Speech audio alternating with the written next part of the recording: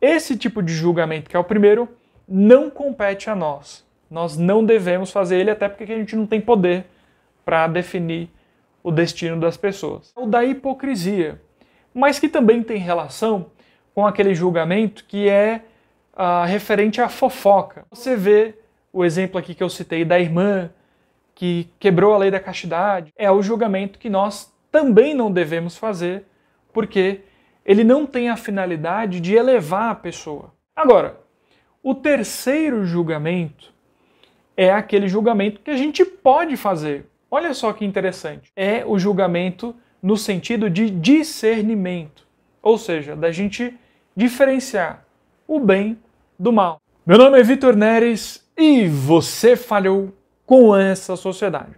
Hoje eu quero falar aqui contigo a respeito de duas escrituras que costumeiramente são interpretadas pelo senso comum e por membros da Igreja de Jesus Cristo dos Santos dos Últimos Dias de maneira errada.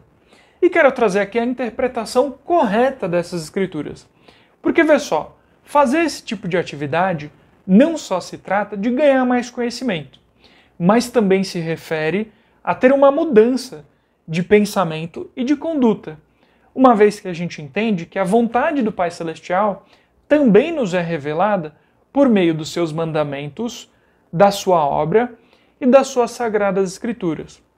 Ou seja, interpretar as escrituras de maneira correta também se trata de agir de maneira correta diante de Deus. E a primeira escritura que a gente vai falar é a respeito de Mateus 7:1, que basicamente foi capturada pelo povo e na boca deles quer dizer o seguinte: se você defende coisas corretas, você tem que ficar calado. Não defenda o Evangelho de Jesus Cristo, aquilo que você tem como fé, aquilo que você entende que é a vontade de Deus, você não pode defender porque você estará julgando as pessoas. E aquilo que é errado, você tem que deixar passar, tem que aceitar sem parar, porque se você for falar também, você está julgando. Então tudo você julga, né? Você vê lá o cara com o pé inchado de cachaça, se você quiser apresentar para ele a palavra de sabedoria, você está julgando ele. Não beba bebida alcoólica, você é um julgador. Bom, e é basicamente isso que acontece. Só que fazer isso com Mateus 7:1 é reduzir o seu significado. É verdade que a Escritura, no versículo 1, diz isso: não julgueis para não ser julgados. Só que se você ler os capítulos subsequentes, ou melhor dizendo, os versículos subsequentes, você vai encontrar um sentido amplo e maior do que o não julgueis para não ser julgados. Por exemplo, no versículo 5, você vai entender melhor que esse tipo de julgamento se trata da hipocrisia, que é você querer ver um cisco no olho do teu irmão e não enxergar a trave enorme que está diante dos seus olhos. Isso quer dizer que esse julgamento nessa escritura está se referindo àqueles que são hipócritas, aquele que vê o pé inchado do seu próximo, né, porque ele é um cachaceiro, e está enfiando 30 litros de manguaça no bucho. É aquele que olha a irmã da igreja que engravidou do namorado que ela teve fora da igreja e de repente está traindo a esposa, está quebrando a lei da castidade com um monte de pessoas aí, tá bom? Então, se trata da hipocrisia, Mateus 7:1.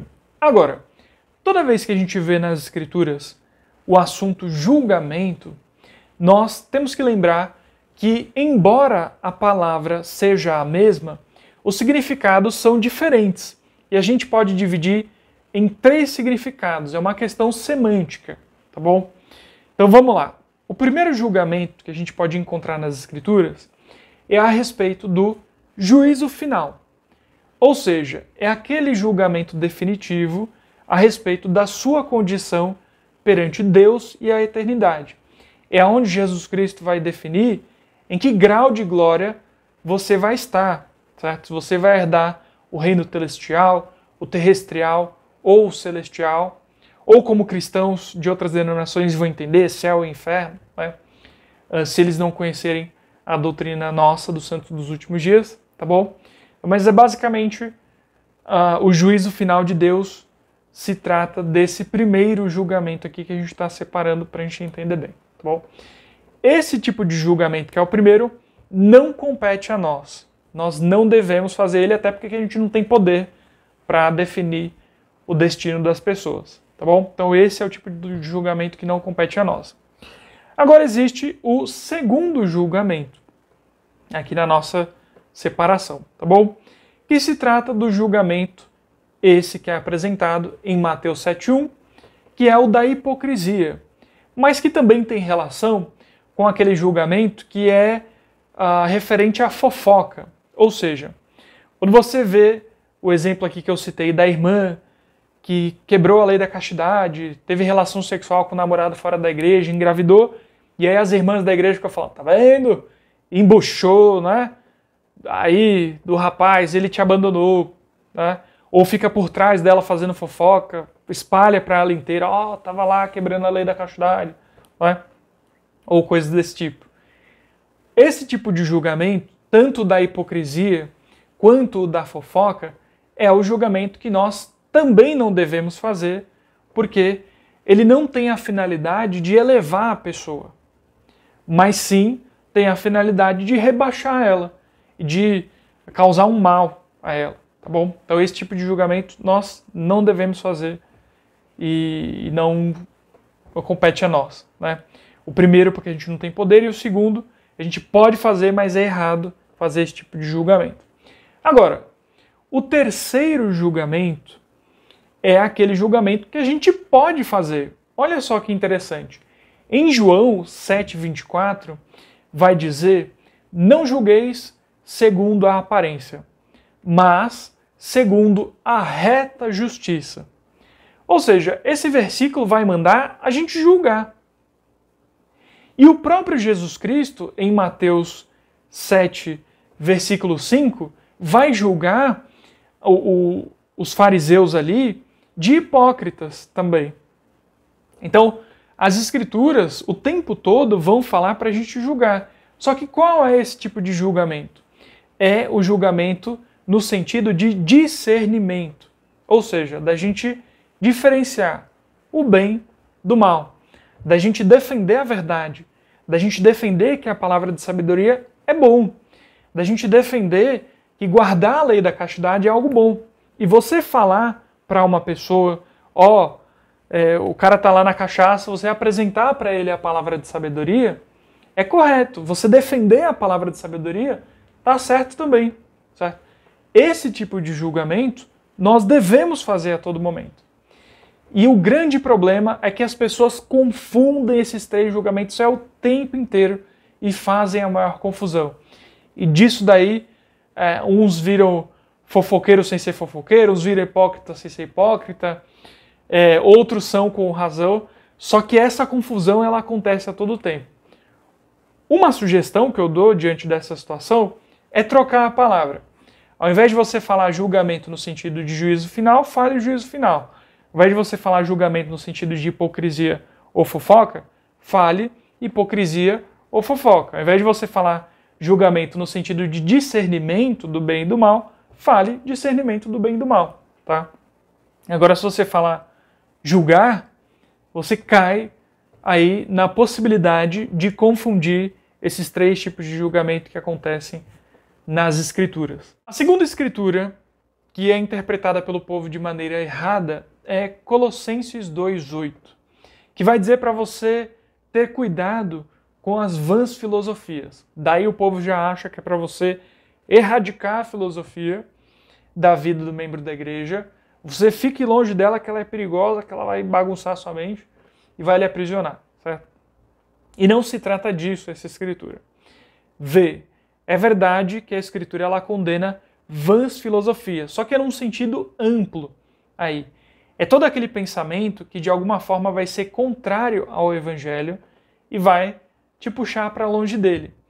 Tanto que, principalmente para nós santos dos últimos dias, nós temos a palavra, ou as palavras, melhor dizendo, do presidente James E. Faust, dizendo que Sócrates, Platão, ou seja, filósofos, e outros filósofos além de Sócrates e Platão, receberam uma porção da luz de Deus em determinados temas que eles abordaram. A filosofia deles nos abençoou de muitas maneiras. Uma delas que a gente pode entender é a noção da verdade, que foi muito bem trabalhada por Sócrates, Platão e até Aristóteles também e outros filósofos. Essa noção de verdade, ela fundamentou todo o Ocidente.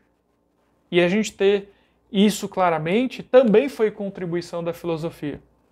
E as autoridades da igreja reconhecem isso, tá bom? Então, a Colossenses 2:8 não é para você erradicar a filosofia, não é para você achar que filosofia não tem relação nenhuma com a igreja. Claro que tem, assim como outras áreas também tem, história, as ciências em geral, a teologia, sempre vai ter relação com a igreja e vai ajudar de muitas maneiras. Algo curioso de se observar disso, e que pouca gente observa, é que Doutrina e Convênios 128:11 vai ter uma expressão que é amplamente utilizada pela filosofia, por exemplo, por Aristóteles, que é a expressão summum bonum, tá? Ou seja, bem supremo ali. E ela foi usada por Joseph Smith, quando ele estava recebendo a revelação a respeito do batismo vicário. Então, o profeta Joseph Smith, ele usou a expressão summum bonum, que foi muito utilizada anteriormente por Aristóteles. O Kant usou também muitas vezes, e esses filósofos usaram essa expressão aí que o profeta Joseph Smith utilizou também, tá bom? Então tem outras expressões também, você vai encontrar na Bíblia, expressões que foram usadas pela filosofia. Você encontra embates também de filósofos com os apóstolos na Bíblia. Isso aconteceu, tudo isso, né? Teve coisa boa, teve coisa ruim em relação à filosofia e o cristianismo, mas basicamente o mais importante é que você precisa saber que não é para erradicar a filosofia da sua vida.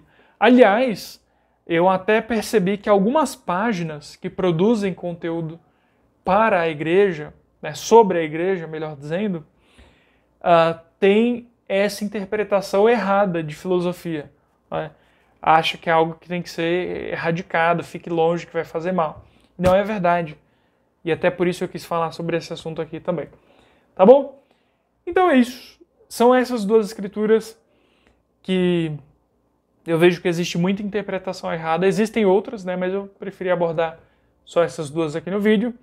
Desde já destacando, sem esquecer aqui, aperta o gostei aí, inscrever-se, o sininho das notificações, não deixe de fazer isso, que é muito importante aqui pro canal, tá bom? E o mais importante de tudo é lembrar, como a gente estava dizendo no começo do vídeo, não faça fofoca dos cachaceiros e das grávidas, não seja hipócrita com eles, mas defenda o que é certo, o que é errado, que é palavra de sabedoria, que é a lei da castidade, e o julgamento definitivo aí será feito pelo nosso Salvador Jesus Cristo. Tá bom? É isso. Muito obrigado. Espero que eu tenha te ajudado nesse vídeo e até o próximo.